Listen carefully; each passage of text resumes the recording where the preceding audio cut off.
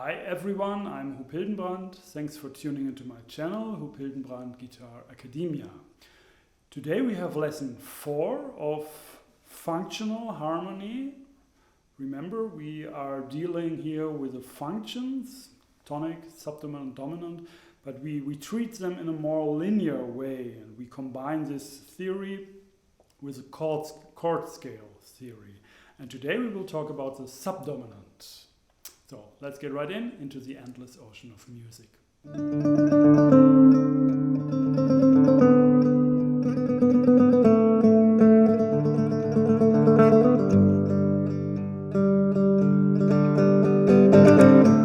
Please follow the link down in the description below. There you find a PDF file which accompanies this lesson.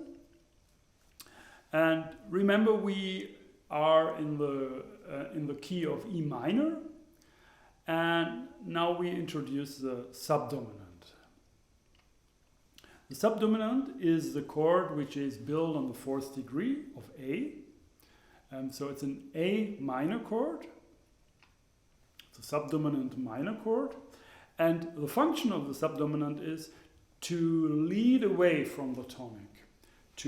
And this is something which you when you take these tonal harmony lessons on tonal framework 1 and 2, you see that this is exactly what these are the gravitational powers, forces which you find in the tones themselves. The B, the dominant, wants to go back to E, and the A goes away from E, and it's at the same time it's also confirmed by the E. The E gives the A stability, and when you just have the E and the A, the tendency, the gravitational force, gets really to A. So you tend to hear A as a tonal center here with these two notes, and this is exactly what happens when you go to the subdominant.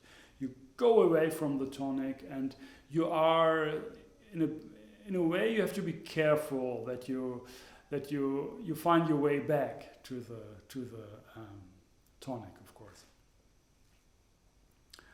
All right, so on the 4th degree you find this A minor chord, and you have the most logical scale to choose is Dorian, A minor Dorian.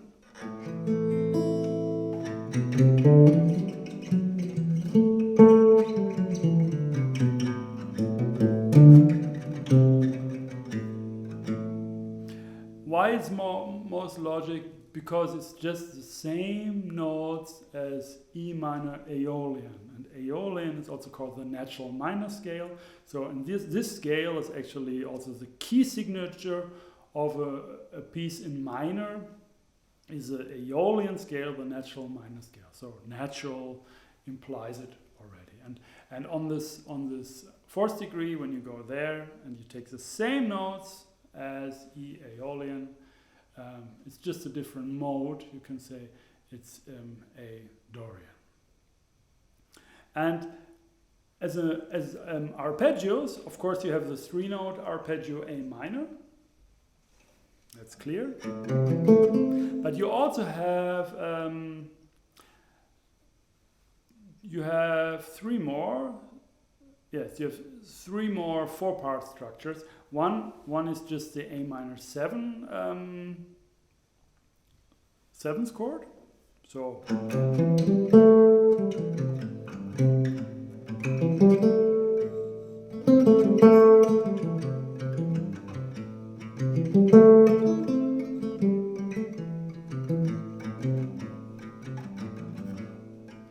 and you also have A minor with an added B with a 2nd degree.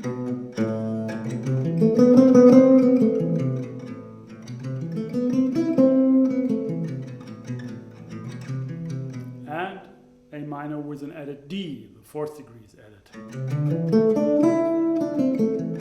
And when you go back to the tonic lesson, to the first lesson, it's well explained that these chords here these arpeggios here, they're really chosen to have sounds which really represent the chord, the function at this point. So A minor, the subdominant, is these four structures. They're really clear. They make this chord very, very clear, and that's because these added notes are just in between the chord tones. I mean, with A minor with B and A minor with D. So the D is just in between C and E, and the B is just in between A and C. So it's not disturbing. It's not disturbing the basic triad. So it's just an added passing tone, you can say. Okay, and when you combine these, when you have a progression, E minor,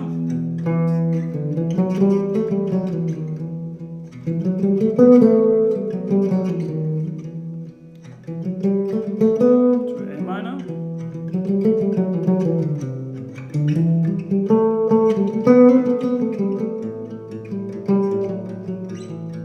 E minor again.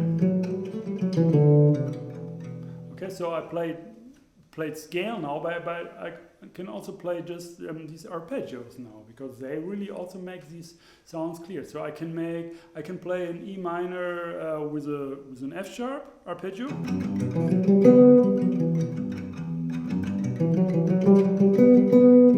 and then go to an A minor with a D added arpeggio.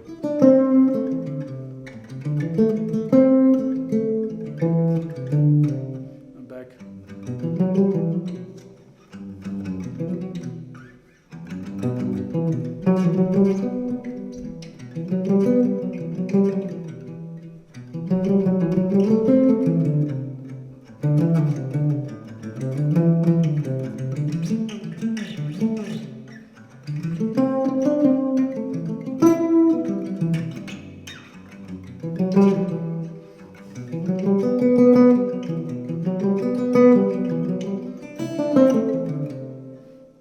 Okay, you hear that? I just played these notes of the arpeggios, and you hear the progression, and it has some nice quality because of these extra notes.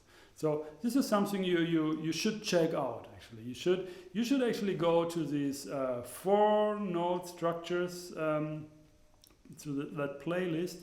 And there you also find all these different exercises you can do with 4-note structure, arpeggios, like different patterns, all these positions, how to put them on the fretboard, and all that stuff. So you have a great tool to practice these structures. Okay. Then you also have the possibility to go to Aeolian, and also to go to Dorian sharp 11. Sorry, Dorian sharp 11 equals E harmonic minor. So that's maybe that's in a way possible to do. And is of course a more kind of oriental quality, but you can do that. You can go from E minor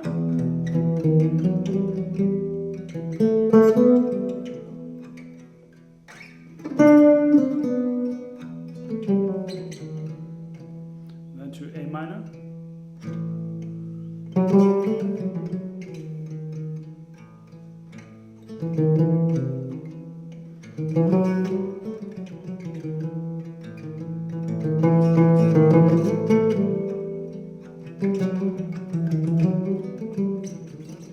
yeah, so it's a nice color. So you hear that for yourself. I mean, it's of course a matter of taste, but I like this mood a lot. Although I'm not really using this a lot in this context here of tonal harmony, tonal thinking. Okay, now another thing shows up here on this PDF. and that is this capital D in brackets. Capital D in brackets means secondary dominant. What is that? Actually, I'm assuming that you already know that because it's an advanced course, and as I said in previous lessons, I'm not teaching you this concept of functions and tonal harmony here from scratch. I assume that you already know that. So I'm thinking more that you already know this theory, kind of, and maybe you get some extra ideas and a different perspective on it. So, but I explain to you what that means. Secondary dominant is just the same thing as a dominant, as a primary dominant. For example, you have E minor as a tonality, as a tonal center, the tonic, and then you have the dominant and there's a fly here always flying around. It makes me a bit crazy here because I'm thinking it's flying to the microphone and I'm interested how it will look in the video. This blind passenger here. Maybe it's not blind, but anyway. Okay. What makes a dominant function really? What gives a dominant chord a really dominant function, or what are the criteria? It's a major chord, and the characteristic dissonance. Dissonance is a non-chord tone.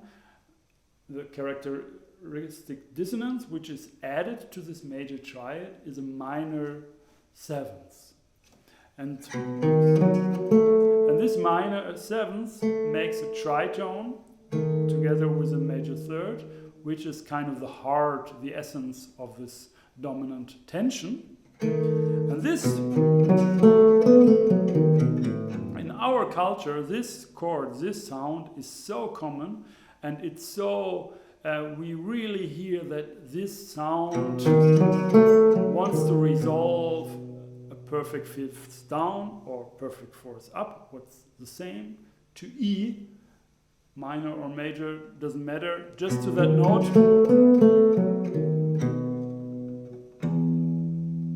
Minor in this case. Yeah, so a dominant seventh chord, usually, it's not always like that, but usually it implies that it wants to resolve. So as a primary dominant, as B7 moving to the tonic, it makes the tonic really tonic. It really confirms the E minor as a tonic. Now, we can take this principle and just apply it on different other chords which we find in the tonality, in the scale, you can say. So A minor is a subdominant. We find it in the E minor Aeolian scale. And A minor can also have its dominant. So on the fifth degree of A minor, we have E. And when we build a dominant seventh chord there, E, G sharp, B, D, we have a secondary dominant. And this dominant, the secondary dominant, gives also its resolution, in this case the A minor, the subdominant, also a kind of tonic quality. It's also called tonicization. So tonicization means giving a chord a tonic quality. So you also have to be careful that you go back then later or soon to E minor, because otherwise it will be just very, very easily be a modulation. And a modulation means that we are then in A minor, which we don't want. We are talking about all the possibilities, different possibilities we can do in E minor. So in E minor, in this tonality, we can have a secondary dominant moving to the A minor, to the subdominant, and then later moving back to the tonic, the E minor chord. And you see on this PDF file, you see these different scales. There are 4 dominant scales there. And to make that short, this almost, I think, more or less, this equals what we found for these B7 dominant scales going to E minor, because both A minor and E minor, they are both minor chords, and we use the same dominant scales to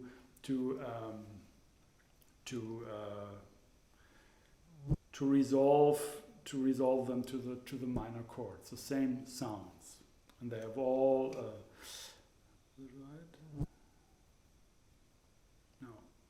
Yes, they have all a minor third in it. I mean, the dominant chords, they all have a flat 13, which equals the minor third of the target chord. So E7 flat 13, the C, is also the minor third in the target chord in A minor, the minor third. I hope you understand that. And also the E itself, the root of the dominant 7th chord, is also the 5th in the target chord. E7, E is E, the 5th in A minor. So it's very connected. These dominant scales here, which I wrote there, they're really connected to that function, that resolution, that musical situation in which they act. They really act as secondary dominants for the subdominant. And also down on the page you find the same thing we talked about in the third lesson. It's like this TS, D is like tritone substitution. So we can have a tritone substitution of the secondary dominant.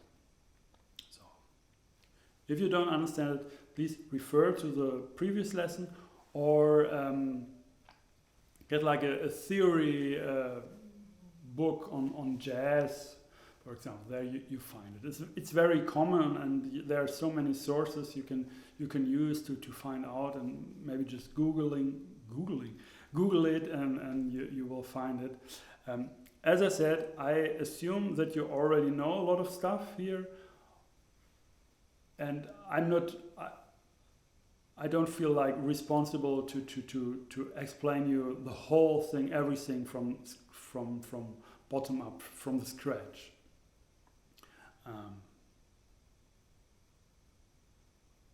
Because I know that there are just a lot of books and explanations and videos out just to explain you all the same stuff again and again and again and again. And I think this is not, I don't feel like this is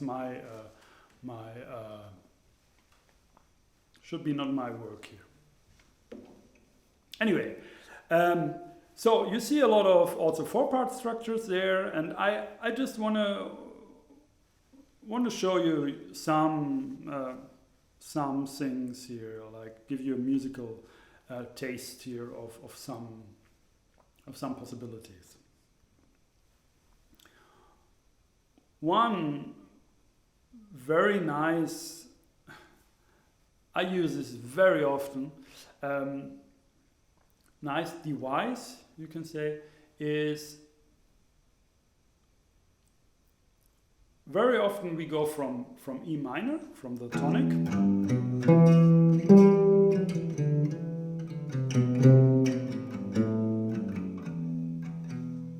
to E dominant 7 or E major as a secondary dominant,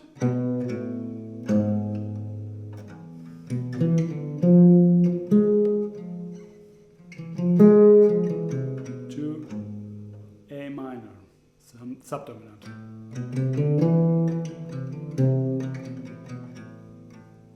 So very often we go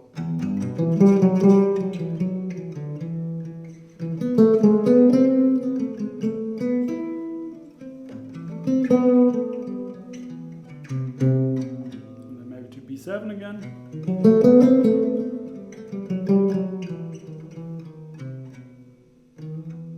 Back to the tonic.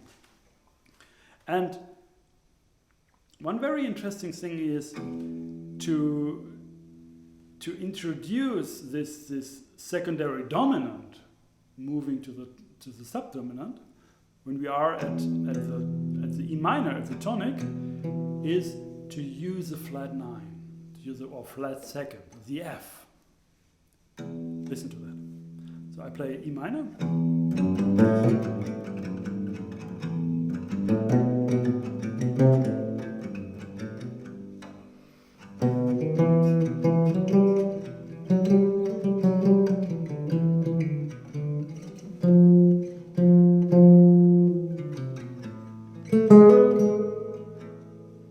So F or F, and then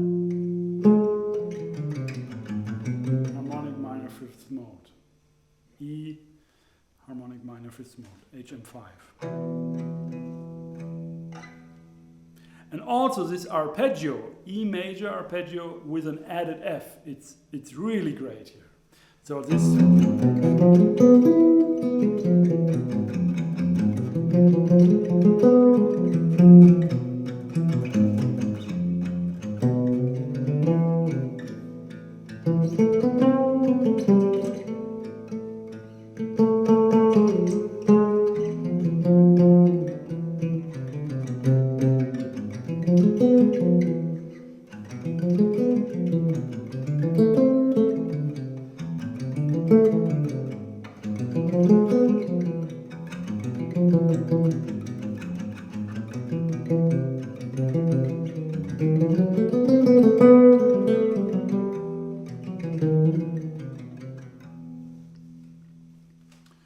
okay, so this is a very nice idea to very nice sound to go from E minor. We are at the tonic, and then you use this E major with an F 4-part arpeggio. And there are all these other arpeggios which are written there, which you can all test and try. Maybe I just play a bit, and you get an impression about the whole concept here. What's the sound you get, and I don't explain like everything because it's written there, and I'm on this Guitar Academia here on this YouTube channel. The main thing, the core of each lesson is a PDF file, and the PDF file, I just make a video and explain what's on it, and I give some explanation, some text which I don't write. I don't write everything on the PDF. Otherwise, I would just write a book. I give you in a more like living, lively life situation. I give you this concept, and I explain you some stuff. But you need the PDF to really. To really have the full picture, and I'm just only giving you some like a start, so to speak. And when you download the PDF and you look at it and you watch the video and you still have a lot of questions or you don't understand something, please leave your comments here and please ask. I'm really happy about maybe to correct something. Maybe I misspelled or explained something wrong, or maybe I was too quick with, or I assumed that you're already a professional, which I'm not assuming here. So please, help that this whole thing gets better. Okay, so I play a little with the material we had so far, and the main thing here is the linear approach and also the use of arpeggios.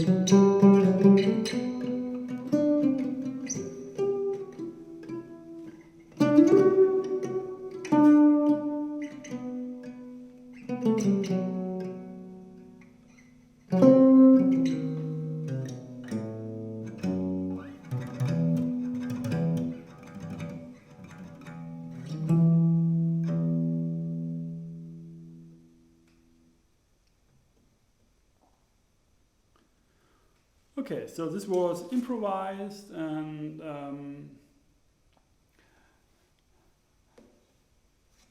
what's happened very often, I improvise something and then I come up with some notes, and I hear these notes, and sometimes I'm thinking, okay, this is this structure, this 4-note or 3-note structure, and then I can in the moment I recognize this structure, I can just play more on this structure without having too many notes, without showing so many notes. I'm just playing in a way. I'm just playing with these 4 notes or 3 notes, and it's like, yeah, a lot of fun. But I secure to have always this one sound in a way.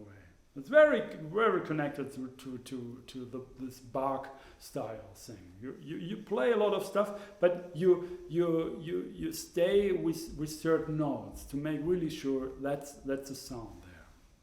So you make melodic movements, but at the same time you repeatedly you show this function, actually, this A minor function. So you can play A minor with B, A minor with D, A minor 7 or A minor triad. You can play any of these and make sure, this way you make sure that you have always this A minor sound. But in a way you look at the whole scale just from one perspective. That is the way I'm thinking. I'm thinking there. It's you take certain notes out and play with them and leave the other notes where they are. So it's a bit like looking at a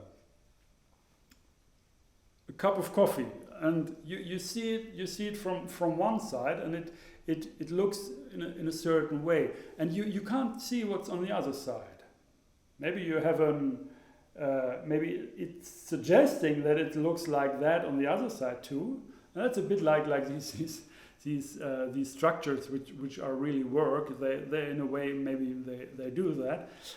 But it's like looking at one thing from one perspective. So this A minor with B.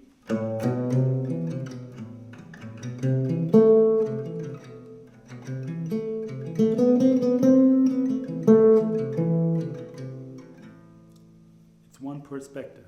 A minor with D is another.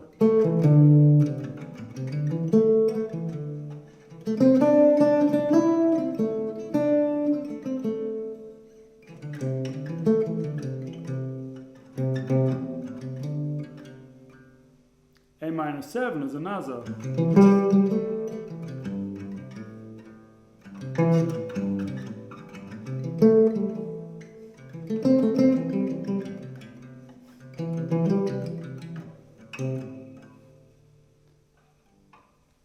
Yeah, and they are all A minor Dorian in a way. That's the whole picture. That's the whole scale. But you can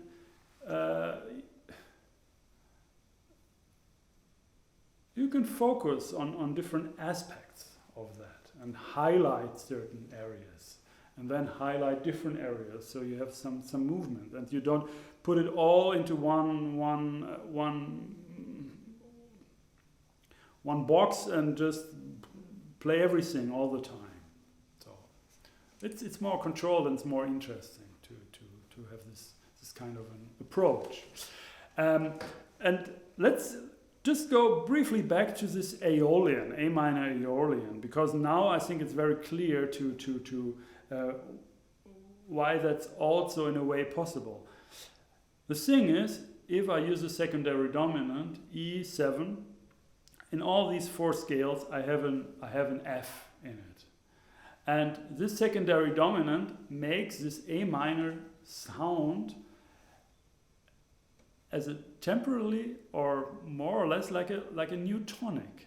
And this typical scale of a minor chord, of a minor tonic, has this minor 6, this F in it. So sometimes it can be a bit weird if you play this E7 flat 9 sound resolving to A minor and then it suddenly plays this F sharp. So what I sometimes do, I first, when I go to A minor from E7, I stay a little bit with this F. Then I introduce this F sharp later, which leads me to B7, or B, the dominant, B major in a way, and then I can resolve back to E minor. I'll show you. A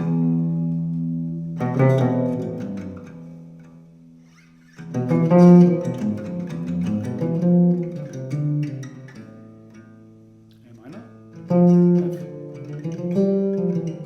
and then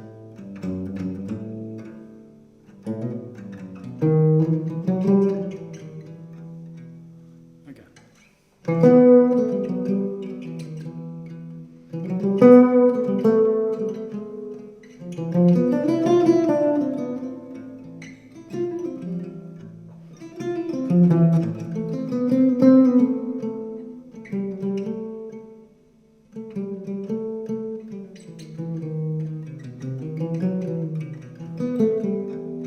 So I have this F, and then I introduce this F going up to G to A, and then down.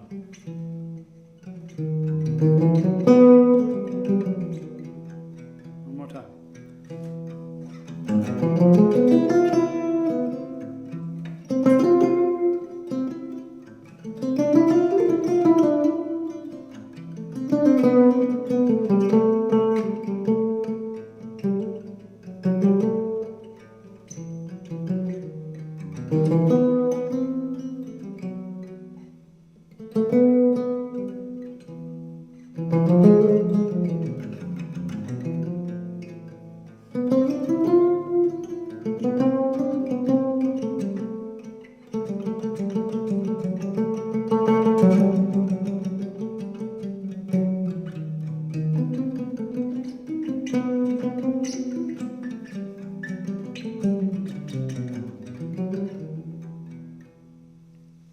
Also sometimes, even if I am coming from E dominant chord E7, I go to A minor and then I show the G of A minor, then it's also sometimes a bit strange. I feel that after playing the secondary dominant, I feel I'm in A minor and I want to have this G sharp to confirm this A minor again. But then I show the G, but that's actually something in a way, I have to do. I have to show the G to really, at least there, to really make sure I'm not in A minor, I'm in E minor. And G sharp would be the major third of E minor. So it wouldn't be in E minor anymore. So I would be like really somewhere else. Of course, I can use the G sharp for a while with A minor, having like a harmonic minor, or even a melodic minor, A melodic minor, A harmonic minor sound. But this goes for the purpose of this course. This goes a little bit too far. So we want to really make sure we have this E minor tonality, and we want to look how we can also branch out, but without disturbing this tonality too much. Really try to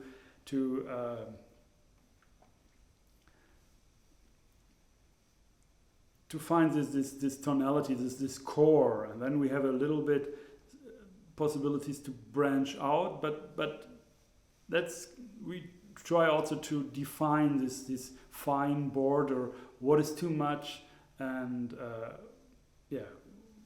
so okay, so I hope you like these lessons here on this channel. I hope you understand this stuff here in this course. It's a bit weird, maybe, this course. It's not maybe not too much like from scratch. It starts somewhere in between. So I'm really interested in having some comments from you, what you think about this approach, and whether it's easy or very tough to follow. Actually, I would be really interested in hearing that. And also, please ask questions if you didn't understand certain things, and I can make another video to explain. Maybe more people have these questions. So let's get some interaction. So if you like these lessons here on this channel, please don't forget to subscribe. You can also donate. You can support my channel by just going down in the description below. There's a link there. You can. There's a button on my website to donate, and this would be really cool. So thanks for watching. My name is Hildenbrand.